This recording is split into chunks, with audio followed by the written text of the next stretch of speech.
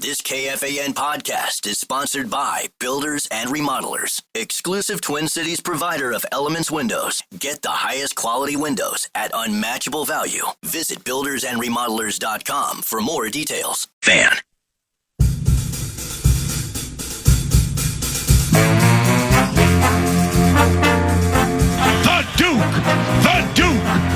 The Duke is on fire! You lucky suckers. You think it's funny? You want to change the conversation? Win some games. The Viking. Super Bowl, homeboy. What in the ham fat is going on with you guys?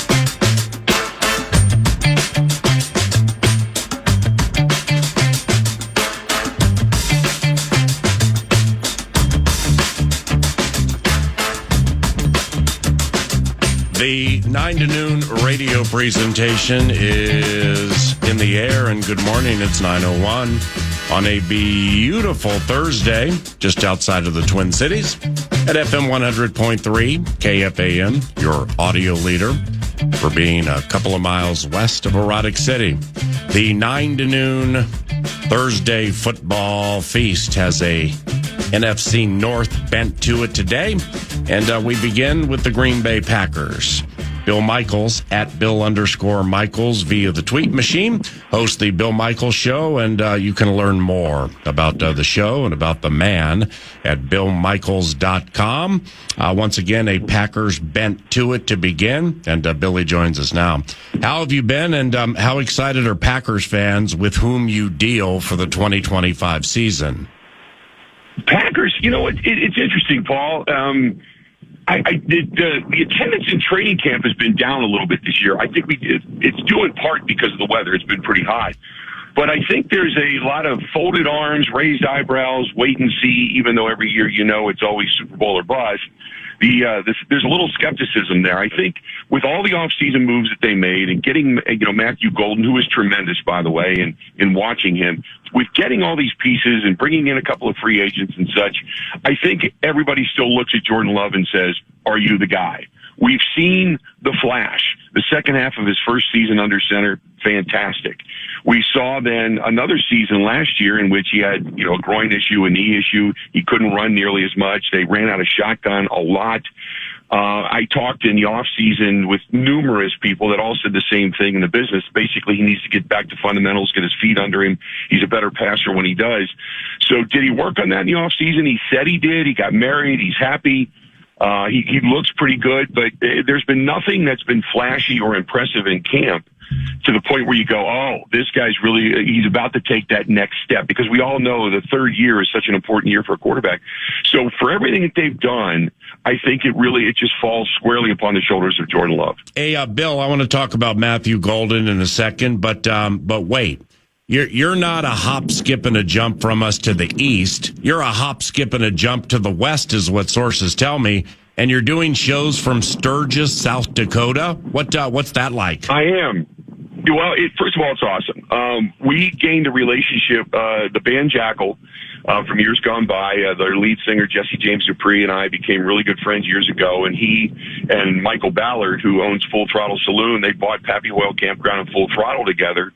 And they've been inviting us out here for years. And I have a motorcycle ride that I do, a charity ride for veterans and first responders and military members every year on Labor Day. Well, Jesse called me and said, hey, we got guys coming out, all these bands. Can you bring me some guitars? And we're going to get them signed for your ride and your gala. And so I said, well, let me deliver them. And he says, we'll put you up the whole thing. So I sit over top of Pappy Hoyle Campground looking out over Full Throttle and the Bear Butte, which is stunningly beautiful, every morning and do my show. And all these guys, all these band members come up, they sign the guitar, and, you know, the guys from Disturbed came up, Danny Coker and the gang from Counting Cars, their whole show team was here, and they're great people. They came up and signed, and we spent the evening with them last night. And then the riding and the Black Hills. I mean, it's stunningly beautiful, and it's a little bit of reprieve from camp. But tomorrow I pack it up and I got to get back because, you know, the Packers play the Jets, so it's back to work. But it's a nice little respite. Nardo! Hey! Covenant claps for the charitable endeavor with the first responders. Hey! When you're in Thank you very much. When you're in Sturgis, you ever run into any Hell's Angels? As a matter of fact, we do. A friend of mine owns a bar called the Stinger Saloon. And it's a cigar bar, and you sit out back, and it's a covered area, and you can smoke cigars, and I love cigars. But right behind that is the Hells Angels Clubhouse. So, and they leave everybody alone if you leave them alone, and they have a bar called the Dungeon Bar that is kind of like their place, and it's just down the street. And, you know, we really haven't, in all the years I've been coming here, and I think this is my 7th or 8th, I've never really seen a problem with, you know, gangs and stuff like that. You just see colors and you know, obviously to avoid trouble. Mm-hmm. But I've never seen really a problem. But they're literally a roads and alleys width away from where we sit, their entire clubhouse. Bill, that sounds fantastic. And again, wonderful work with the philanthropic effort with the trip to Sturgis. Now, to the football team, from what I see and read, that rookie, the receiver, Matthew Golden, he catches everything, doesn't he? I mean, he must have wonderful hands. How is he progressing? He's got incredible hands, but Paul, the motto that we've kind of adopted on the sideline is just getting the ball. He's just amazing when he gets in open space. He had a pass over the middle. It was just a quick 5-yard, crossing pattern. He hopped to one side. Nate Hobbs juked and missed. He hopped to the other side. The veteran Xavier McKinney missed. And then after that, he had Corey Valentine just basically burned him. And it was the epitome of what he's got. He's got good moves, and he's got 4.29 speed. And we've seen Christian Watson open up and run. And you think to yourself, man, that guy is like a gazelle. He's like a deer. He can just get down the field. This guy's got a different gear. And to watch his workout videos in the off season and the way he went about his business to be a professional was just amazing. And the one thing that I give Brian Gutekunst credit for, among others, is the fact that the majority of guys that he brought in this year are what I would call dogs. These are guys that just want to play football. They just love the game. They're gym rats. They're doing everything they can. They want to better their family. They want to better themselves. But first and foremost, they know they're football players. These guys aren't like athletes that happen to play football. These guys are football players that happen to be spectacular athletes. So Matthew Golden has all of that, and I can't wait to see that fully on display this season. Bill, what do you think about Elton Jenkins at center and just overall the rest of the, let's say, Marshfield moving company? Yeah, Elton Jenkins is, first of all, he's been a Pro Bowler at guard, and he could play tackle. So to move to center, and he played it when he was in high school, and he played a little bit of it in college. He says it's no big deal. It's just old hat. But what they wanted to do, and what I think a lot of us saw on display, was when Philadelphia just started throwing people around, specifically the Packers. And, your defensive front twice last year got to, Jordan Love, and then same thing with Detroit, was they needed more beef. And so Josh Myers is out. Elton Jenkins, the bigger, beefier guard, who's really good when it comes to run blocking, moves into center. They bring in Banks. They pay him a lot of money to be a big, stout, 325-pound offensive lineman. They wanted to get bigger and beefier. They believe there's a good battle with Jordan Morgan and Rasheed Walker right now. Walker, obviously, with the groin injury, so last year's first-round draft choice in Jordan Morgan, he's going to, attempt to be the outside left tackle, and then Zach Thomas, your right tackle. They try to get beefier and stronger, and led by Elton Jenkins in the middle. And Elton Jenkins is, from what we've seen throughout his career, he's been very versatile, and he also knows that this might be it for him in a Green Bay Packers uniform, so he might be playing for a contract. So, he's got all the incentive to go out and just be as stout can be. But I think one thing, and this, so many coaches look at guys that can play versatile positions, can play guard, can play tackle, can move inside the center. It makes them extremely valuable, and especially if they can do them all extremely well. Bill Michaels is a Wisconsin sports juggernaut. He hosts the Bill Michaels Show. Learn more about it at BillMichaels.com. Now, this second-year safety, Omar Brown, stole the show Family Night with 3 picks. My man hit the trifecta, and there were a lot of fans there. Is he becoming, I don't know, Clinton Dix reincarnate? I was just going to say that comparison. He reminds me a lot of Clinton Dix. Now, you know as well as I do, you got to do it in the regular season.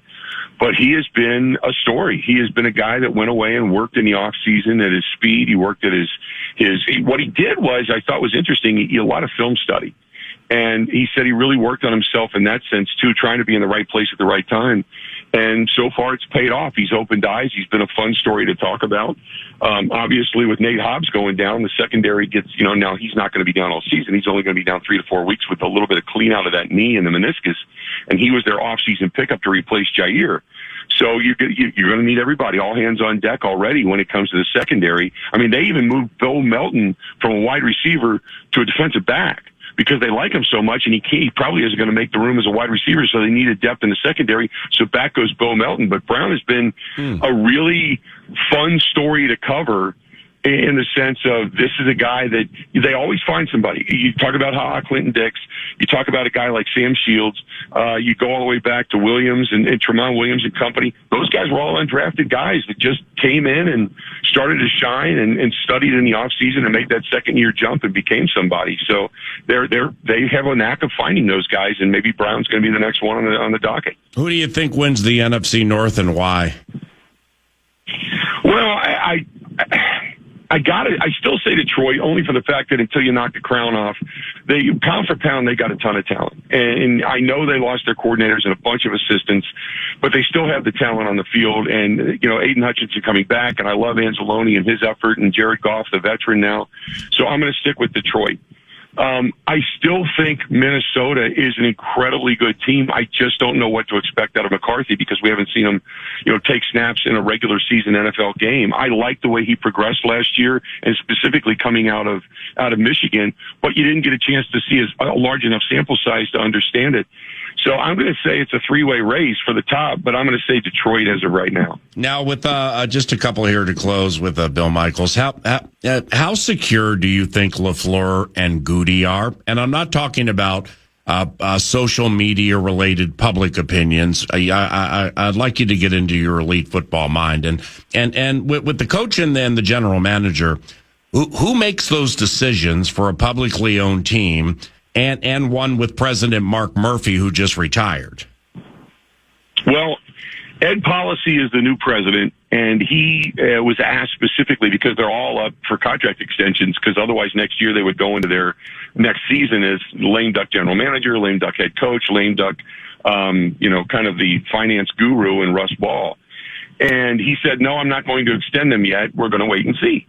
And so I think the pressure's on. I think in your 7th year, we have seen Matt LaFleur, who took over a team that was abysmal under Mike McCarthy his last season when he got fired, and took him to an NFC championship game. Then mistakes were made in some of those postseason games, and we've seen a lot of the same old in the sense of, pre-snap penalties and undisciplined play and things like that, where Matt LaFleur was going to crack down on that, and it never really seemed to happen, and it ultimately cost them in certain situations. I think this year is a prove-it year. I said earlier when Matt LaFleur in his press conferences seems a little bit more stern. He seems like he's wrapped his arms even tighter around the organization when it comes to disciplinary action already, because we saw Rasheed Walker mouth off with a defensive lineman earlier in camp, and he was told to go run a lap and get out, and he didn't play since, really. So I think he's under pressure. I think he's feeling it. We all know you're hired to be fired, but I think this is one of those seasons where everybody's got to show something. And if they don't, then if you wash, rinse, and repeat so many times, you realize you're only going to go so far. And I think that's what Ed Policy is looking at this year. So in my opinion, I think this is a big prove it year. Now, we know how you get from point A to point B can be different, whether it's due to injuries or just because bad play calling and the team isn't prepared, one of the two. But I really think that there's some pressure on Matt LaFleur and Brian Gutekunst to get it right this season. You touched on Jordan Love, the quarterback, earlier. Just your discernment and your opinion. Elaborate a little bit. Where is he at this stage of his young career? Is he still repeatedly throwing off his back foot? Is that just going to be something with him during his career? What do you think? I think he needs to stop that. I'll be honest with you. If he doesn't, put it this way, Paul, you saw last year a couple of times where he just threw it up and he made mistakes. Right. And you can't do that. Whether you're throwing off your back foot, your front foot, it doesn't matter. If you just throw it up to throw it up and you make mistakes, and we saw that to end the playoff run a couple of years ago in San Francisco where he just threw it up to throw it up. He's done that at times. He's made some bad mistakes. He's made some slow reads last year, and I thought that he was a little bit off in that. I think this year is a big year. I think this is a big year in the sense of you have to realize, is he the guy that you paid, or was he a one-hit wonder? And I'm like a lot of other people. It's not that I don't want him to succeed, because I do, but I want to see more out of him. I want to see more consistency. I want to see more hitting guys when they're open and not trying to throw when they're open. I want to see him leading guys. I want to see passes where they're supposed to be in the proper window, not just putting it up and making his guys go get it. So I want to see a quarterback this year and not just a thrower. And Bill, lastly, viewing it from afar, the Georgia linebacker Quay Walker has just seemed enigmatic. So the question is, what does Quay Walker do well enough to get as many snaps as he does year after year? That's a great question. He's the leader of their defense. He's the guy that calls the plays, and that's the only thing I can explain. But I will say, last year when Edrin Cooper was drafted and burst onto the scene, he jumps off the film at you. So what happened was, just through attrition, Quay Walker started to play better because he saw a guy as a rookie come in and just start lighting it up.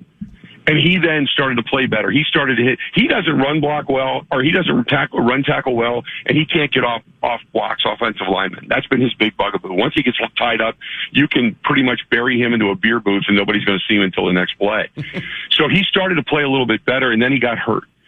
So I want to see him come back and be at the same level of Edrin Cooper and that tenacity, the way Cooper played with, and then he'll be the guy that everybody wanted him to be. If he doesn't, then Edrin Cooper's going to pass him by, and then he'll just take over that middle linebacker role, and the Packers will start looking like Isaiah McDuffie and a couple other guys. They've already flashed in camp. Quay Walker has not been able to, obviously, because of injury, but this is a guy that has to come back and show us that flash like Edrin Cooper did in his rookie season last year. My man, you're absolutely fantastic. Safe travels. If you happen to run into Jax Teller from Sons of Anarchy, tell him that we all love him, and we'll talk soon, all right? I did see Robert Patrick smoking a cigar down in front of, who was in Terminator, down in front of Pappy Oil yesterday, so I got a chance to say hi to the Terminator. That was pretty damn cool. You're the best, my brother. Have a good show today, okay? All right, buddy. That's Bill Michaels from the vast and ever-expanding Bill Michaels Show out Wisconsin way. Very, very popular, very smart. At Bill_Michaels via the X machine and BillMichaels.com. That's some good Packers intel right there. Thank you, TimberTech, and thank you, TimberTech.com. What's on deck 9 to noon includes the numbers game with the NFC North a couple of segments from now. Season wins totals analyzed for the Bears, 7.5, Lions, 10.5, and Green Bay, 9.5. Nordo produces, and I'm Paul Allen. You're listening to 9 to noon on your audio leader, FM 100.3 KFAN. KFAN.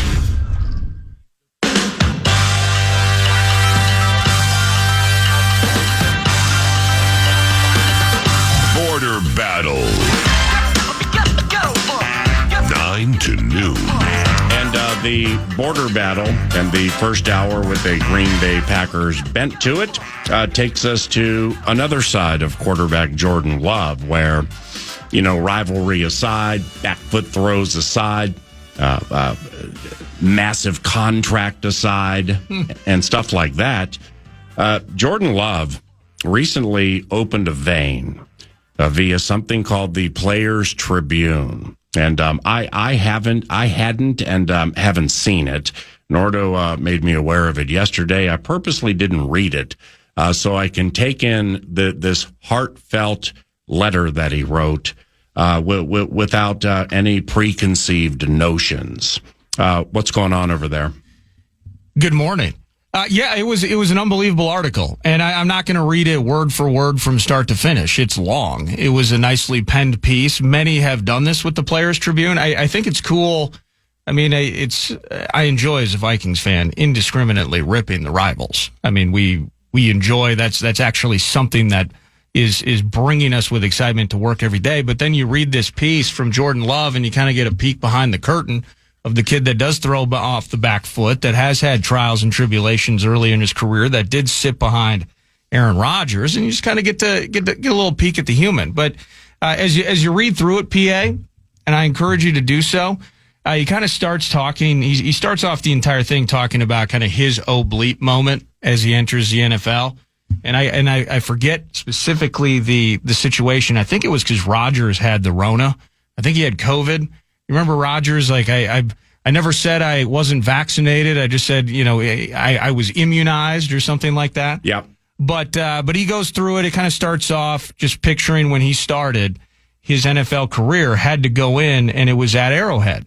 And so he's sweating Honey Badger, and he's thinking about how amazing Patrick Mahomes is. And that's his entrance into the league, working behind center. And then it kind of transitions to his family. So he's talking about his mom, being in the last row atop the stadium. She's got her shades on. She's got her aura, as if she was the only supporter that he had in the building. And that's where then you start to kind of gather the upbringing and the life of Jordan Love. Right. He talks about losing his best friend, his father, when he was just 14, I think a freshman in high school. And here's an excerpt from it. Him and my mom were both police officers. My dad was a sergeant for the Bakersfield PD. My mom was California Highway Patrol. But they couldn't have been more different personalities. The smile never left my dad's face. My mom, she was the yin to his yang. She was all business. She had an aura, and that aura said, "Did you do your homework?"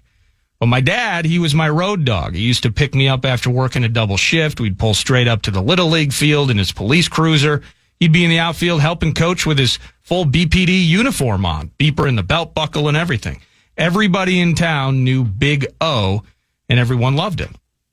And he was literally just always there. And to me, there's no higher praise for a dad.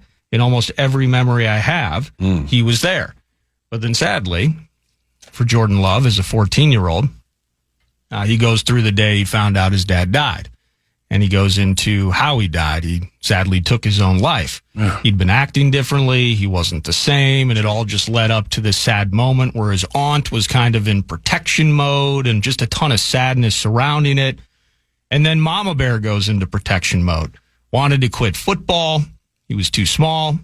But he always had his mom and good people in his life encouraging him. He mentions a number of people, former high school coaches and those that, when you're out there, man, that ball looks different. Like, keep at this. Like, there's something there. You got to find it. And so he sticks with it. He writes, my junior year, I hit a growth spurt and I made varsity, but I was still the QB too. My peers were putting on hats on ESPN, committing to LSU or Bama or whatever, and I was holding a clipboard at Liberty High. But I'll never forget one of my coaches, Brian Nixon. He was always giving me encouragement. He'd pull me aside and be like, "Man, you're going to grow even more. Just stay patient. Keep working."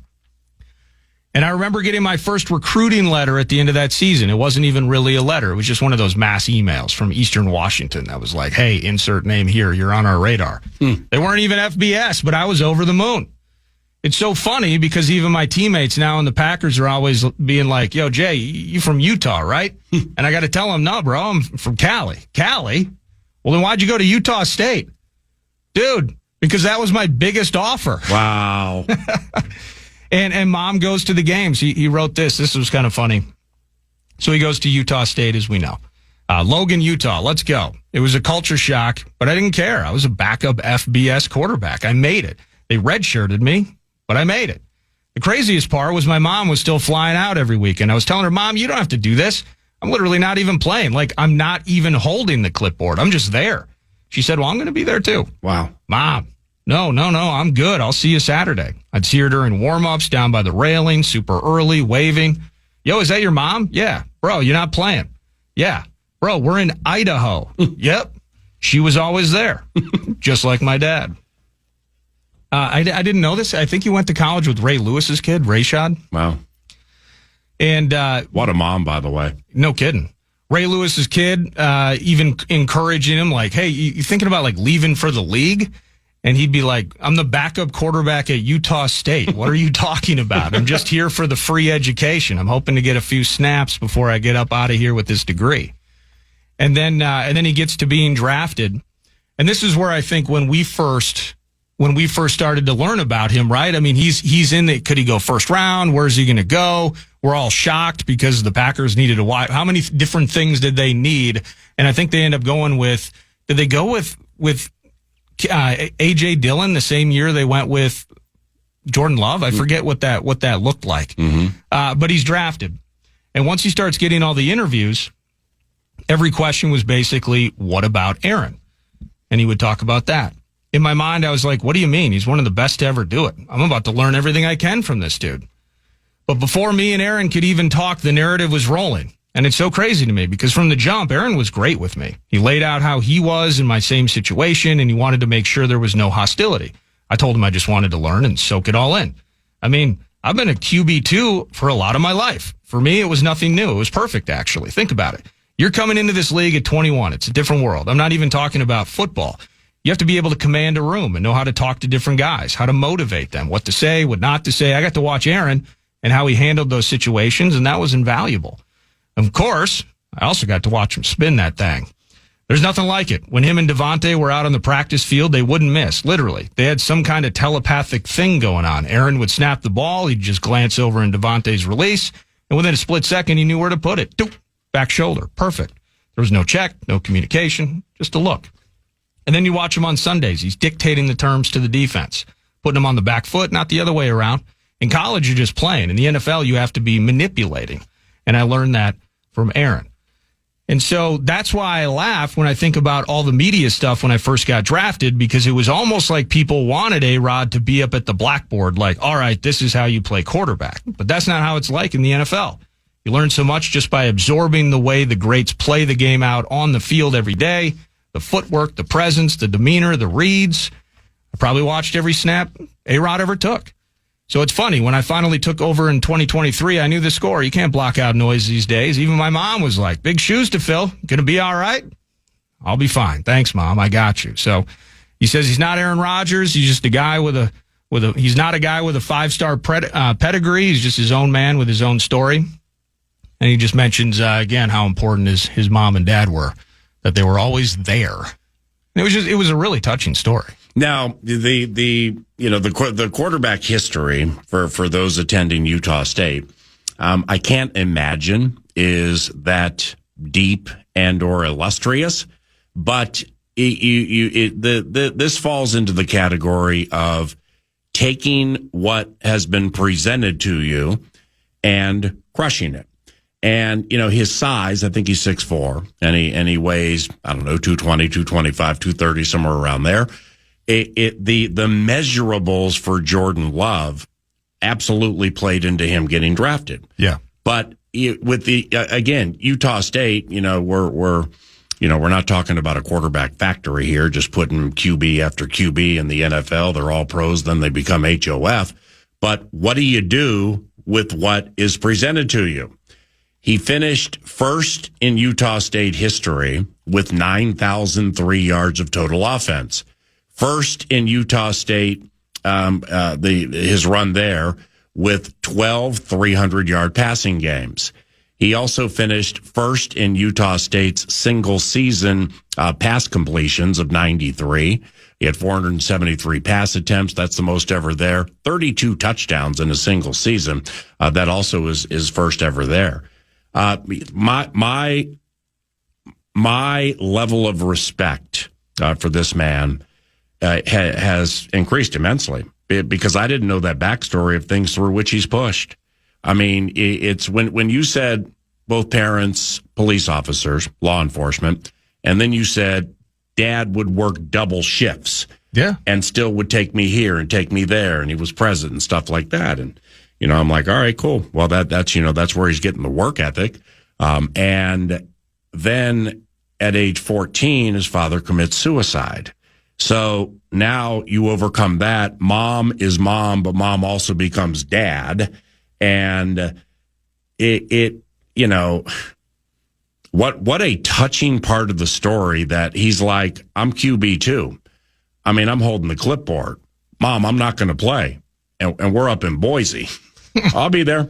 I'll be there. That's just what a beautiful, beautiful woman and beautiful mom to support her son the way she did. Yeah. And I just had no idea that he, pushed through personally as much as he has. Yeah, he goes more into it in the piece. Obviously, it's there's again just too much to read it verbatim from start to finish. But he talks. It's obvious the A topic. His mom stayed there. Yeah, that part did not change. In fact, it sounded like she really tried to take on all those additional roles. Right. But then all of his buddies, all of his coaches, all the people in his life as he was growing up. Think about the touch points that you might have over the course of so many years with different people as part of a work process, school process, in the life of sports that had the opportunity either to write him off or had the opportunity to lift him up. And it sounds like he had a lot of great people in his life over the course of his childhood and ultimately through college that helped put him in the right direction. So he plays for the nasty neighbors to the east, and we hope that he loses every game he ever plays against the purple. But from the story, and I bet you pro sports and in the NFL, I mean, yeah. If you saw the news yesterday with Teddy signing on with the Bucks, mm-hmm. and part of the reason that's even possible is because he coaches that high school team to a state championship, and then he gets freaking suspended mm-hmm. because he's giving the kids Uber rides in like one of the worst parts of Dade County. He's making sure that they're hydrated and they get dinner. Like he's taking care of these kids in need. It was somebody, these kids needed somebody to lift them up. And in this particular case, Teddy's there. He ultimately is punished for it. But it's important to note there are a ton of Teddys in youth sports that have those opportunities, not from a millionaire standpoint, but even from a role model standpoint, a coaching standpoint, youth sports and guiding these kids in the right direction. Some of these coaches are absolutely invaluable, as you heard from Jordan in that piece. So, is there any? Did he say at any point of it, or is there any context as to what guided him to share all of this at the Players Tribune? And I bring it up because I like what you said about too much time for Teddy, specifically with Dade County. You talk to Dalvin Cook. And probably his younger brother, James Cook, about Dade County and certain areas of that part of Florida. Yeah. And what a fair amount, I'm not going to say the majority, but what a fair amount of people in his/their neighborhood, the root of attack, emphasis on the word attack, they took with their lives.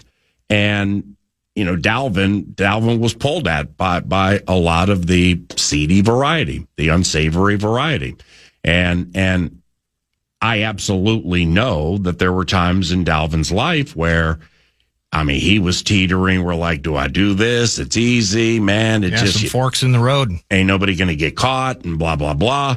But he had influences and he had people behind him who kept guiding him to stay with football. And you're special. You're different. God gifted you differently than a lot of other people in South Florida, which is a football factory. Just keep going. And he did.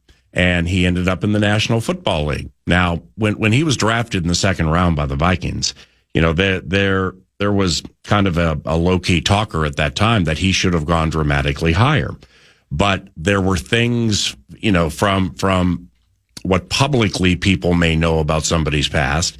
But when you're going to invest into somebody with a first or second day draft pick, they get so far into the weeds with stuff like this that you could just tell that there were some things that caused concern with people. So he just kept slipping. He didn't slip that far. Shamar Stewart with the Cincinnati Bengals, same thing with him.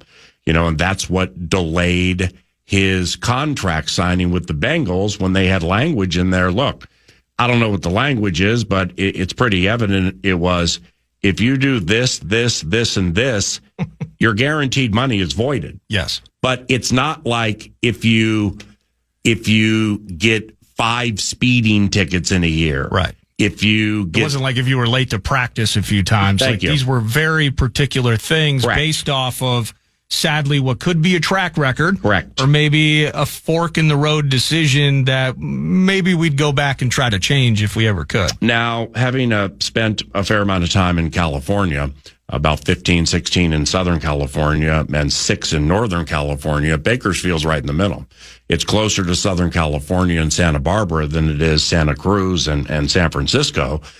But Bakersfield's a tough town. I mean, Bakersfield it's a name that a lot of people who even never have been to California may know the name Bakersfield, California, because a lot of things generate and happen there. But Bakersfield, I'm not saying it's the mean streets of Dade County, but Bakersfield is a tough part of California. So he grew up in that neighborhood, in that area where, I'm not going to sit here and speculate or guess what may have been in front of him and what route of attack or road he may have taken. But, Bakersfield is not Beverly Hills. Right.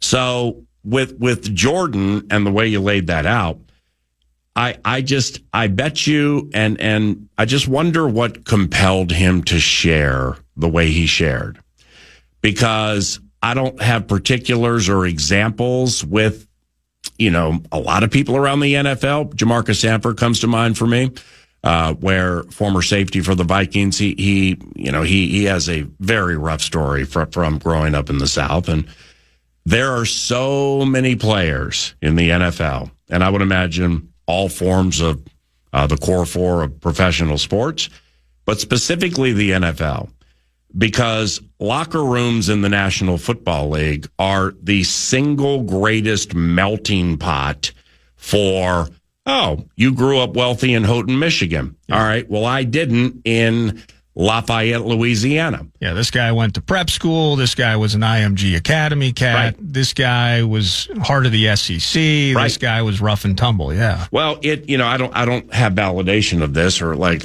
exactly, what went into some of these conversations or this anger or this angst. And I think people have talked about it. Maybe it was even written about. But like with the Timberwolves way back in the day, Wally Zerbiak is from upstate New York, and he was raised with that of royalty. I mean, he comes from a wealthy family, and just it was a cleaner path than some others were permitted. Right. Well, Kevin Garnett, he started in Chicago, I believe that's where he's from, and then he ended up in South Carolina. And Kevin's path wasn't exactly as rosy as Wally's, and for whatever the reason, they didn't seem to hit it off. I mean, they were teammates, and they professionally, I would assume, respected each other. But the cultural melting pot sometimes boils over. Yeah. And that, again, is one of the real dynamic, fascinating things about a National Football League locker room. Because, you got 91 for the Vikings right now, Oscar Chapman. He's from South Australia, Adelaide, which is a part of Australia where professional basketball is massive. And, so he grew up around that. Well, now he's in this cultural melting pot with Ryan Wright from Northern California, Will Reichert from Alabama, Andrew DePaula from Baltimore, and their lockers are by people from all over the country. Sure. And it either meshes or it doesn't. And if it doesn't, then 9.5 out of 10 times they just coexist. But the 0.5 there would be they don't coexist, they clash. Or they do more than coexist, they learn from each other. And they learn about the path so-and-so took compared to the path so-and-so took. and they learn from each other, and in a roundabout way, professionally and personally speaking, that iron sharpens that iron. Yeah. That story Jordan Love told, those stories like that are bountiful and voluminous around the National Football League. He just chose to share his, and I'm really glad he did, because that puts perspective into the travails and the path and or the travels of Jordan Love. But in a roundabout way, Jordan Love is speaking for a lot of people around the National Football League who, for whatever the reason, don't want to share it via the Players Tribune, and they don't want people to know, about certain things that have been unsavory or unfortunate or very. Well, Adrian Peterson's dad, Nelson Peterson. I mean, when Adrian had some troubles. When Adrian got drafted, I think he was in jail, and it might not have been for the first time. So, I mean, the who knows in Palestine, Texas, where they're growing up, like what that life was like. Yeah. But through it, Adrian found a way to get to Oklahoma, get to the National Football League, and have what could be a Hall of Fame career. Not all of them do. No. I'm really, really glad, A, you presented that for us, and B, Jordan Love shared it. There's a lot to be learned from that about perseverance, about parental wherewithal, despite being in the ashes with your son. And that was beautiful. My level of respect for Jordan Love, personally speaking, has skyrocketed. We'll be right back.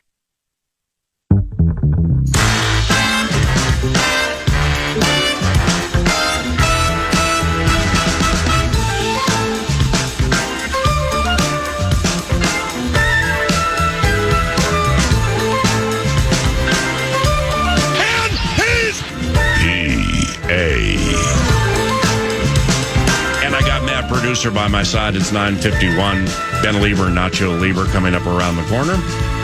NFC North numbers, season wins totals for the Bears, Lions, and Green Bay Packers. Since the first hour has that Packers bent to it, their season total is 9.5. I believe it was pretty close to even money each way. Nordo is on the scene for all that is green and gold. Yeah, it is. It's -110. It's a coin flip either way on the 9.5. And the cool thing about FanDuel, you can find alternate numbers and stuff. You want to go plus side because you're high on the green and gold. You want to go, you feel easy money if you're not so high on them. This team's really good, PA. I mean, there's just no other way to put it. This is an 11-win team from a year ago. The way they use Josh Jacobs on offense, the defense with 31 takeaways, this team balls out. And they lost Jordan Love for a couple of those games early on, figured out how to win in some ways differently with Malik Willis. Well-coached operation. Jordan Love did mostly progress throughout the time when he had the knee issue, post-Eagles game early on, makes his comeback against the Vikings, albeit in a loss. Josh Naylor muffed punt, though. 6 turnovers as a team in the final 8 games after the bye versus 13 in the first 9. Yeah, good pull. So taking care of the ball in particular, and a lot of that was indeed Jordan Love. That's a really big part of the process, being responsible and winning that take-give. Of course, they did implode at Philly in the playoffs and just offered nothing that game. You've joked about it. I think defensively, now this was a top 10 operation statistically across the board, offensively and defensively. They need more out of Rashawn Gary in 2025. And we joke about Halfley putting hands in the dirt, etc. Rashawn Gary needs to get back to harassing and attacking QBs. So my bet personally would be is that Mr. Halfley and company kind of realize that. How are we getting more out of that unit? Their new corner, you want to watch for this, Nate Hobbs. I think he was formerly of the Raiders. He might be out until the end of camp, but otherwise mostly healthy into this. And but they retooled their offensive line a little bit. And I'm glad you brought that up with Bill Michaels to start the show, because one thing I am interested, okay, you bring in Aaron Banks, you pay him all that cash. That's sweet. He's your left guard. But Elgton Jenkins, he has been so versatile. And sadly out of need, if you're a green and gold fan, they've had to move him around. He's had to prove he can play tackle. He's definitely been proven at the guard spot. Now he's going to play center. So how does that work? But the A topic for them specifically on offense, and everyone's losing their minds over him. Apparently Matthew Golden just looks like he is just straight up out of the box. No accessories or modifications required. You just buy this thing, you take it home, you open the box, and apparently you're going to have 1,200 yards and 10 TDs this year. Like they just love Matthew Golden right now. Well, they should. In Green Bay. Yeah, he's had a fantastic training camp. And those I know who pay more attention to Packers football than do I have pointed out some really interesting things to me the last couple of days. And these are from people around the NFL about Golden and his hands. And I mean, I'm not going to put a Chris Carter-esque tag on him at this stage, but are they sticky? They're sticky. Yeah. I mean, whether he's leaping, whether the pass is behind him, whether the pass is low. Very big and strong hands, and that's super important. Well, and I think for their purposes, if you look at like Jaden Reed and how they use him, it's kind of get the kid in space and let him make plays. Like this sounds like a much higher end version of what some of the things they've been able to do with Jaden Reed. So best of luck to them. Not against the purple, however. So running through this thing, the 9.5, they won 11 a year ago. I think they got better, but the schedule for this team is a little tricky. So I think from the Packers standpoint, later on it gets a little tougher, but early on. Now I know you've said this, the situation with the Lions and how they've fared or not fared against the Kitties. I think they could very easily win on opening day in the 3:00 set. I've changed my opinion because I'm doing the Lions over under at 10.5. Oh, you are? Okay. And after deep diving that, I think Green Bay wins week 1. And the Lions have beaten them 6 of the last 7 times. Yes. But I think they beat them week 1. And I think they have a chance to. Here's how it's going to roll. I think they're probably 3-1 at the worst at the break. That means they're home against Detroit. Short week Thursday at home against the Commanders. Then they go to Cleveland week 3, and they go to Dallas. Yeah. I'm pegging them at 3-1 into the bye. I think the Packers find a way to win 3 of those. Yeah. Now, this is where it technically can get tough, but then how are we viewing Joe Burrow and just the aura of Burrow in that offense with the defense that has significantly struggled? I know Trey's going to play out of spite. They did finally get the rookie signed and all of that, but this is a team that struggled mightily defensively. They get Cincy at home. You love that opportunity week 6 out of the week 5 bye. Then they go to Arizona. I think they can very much win there. Yep. What's your vibe on this, though, PA, quickly? Week 8. Hey, Raj. At Pittsburgh. It's a Sunday night game. Ooh, the teacher and the student. In some ways, I'm favoring, just because the Packers win games like this, I would almost favor the Packers in that spot, week 8. They host Carolina, and then they host Philly. I think they lose to Philly. But then how some of these games line up. They're at the Giants. The Packers come here the week before Thanksgiving. That's a nooner. That's going to be a tough one. Then they're at Detroit on Thanksgiving. I like the Packers being game in a game like that. They go to Chicago. So the thing for me, the Packers went 1-5 in the division last year. That absolutely can't happen this year. Yeah. I think if they win half those games, we're talking Splitsville, maybe they sweep the Bears or something like that. And then just the way things fall, they're going to get Bo Nix at Mile High late in the season. Not that can't be tough, but that's a game that they should be. They're competitive in every one of these games. They get to host Baltimore week 17 when Baltimore is in potentially either vying for number 1 seed. Are they resting guys? Do they have the AFC North locked up? The way this schedule plays out, it will get tricky with the division. 12 through 14, they go at each of us in the North, and then they finish up at US Bank Stadium against us for a border battle.